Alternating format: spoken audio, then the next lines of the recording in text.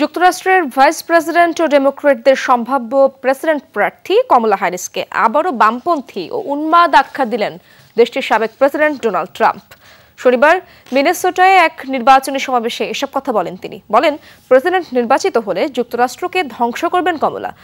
জননিরাপত্তা, অভিবাসন সহ বিভিন্ন ইস্যুতেও তার সমালোচনা করেন ট্রাম্প। এদিকে গেল 52 বছরে কোনো মিনেসোটাবাসীর পছন্দের তালিকায় ছিল না রিপাবলিকান প্রেসিডেন্ট প্রার্থী।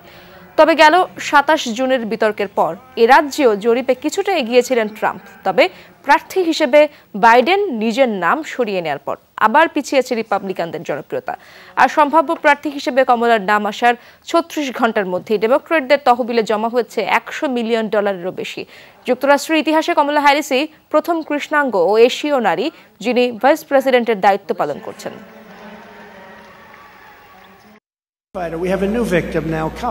কমলা হ্যারিস একজন উগ্র বামপন্থী উন্মাদ। তিনি প্রেসিডেন্ট হলে আরো 4 বছর চরমপন্থা, দুর্বলতা, ব্যর্থতা, বিশৃঙ্খলা সইতে হবে মার্কিনীদের। আমার বিশ্বাস কমলার নেতৃত্বে তৃতীয় বিশ্বযুদ্ধ দেখবে পৃথিবী। এর আগের নির্বাচনে জালিয়াতি করে জিতেছে ডেমোক্র্যাটরা, এবারও নিশ্চিতভাবে তারা সেই চেষ্টা করবে। তবে এবার প্রতিহত করব আমরা।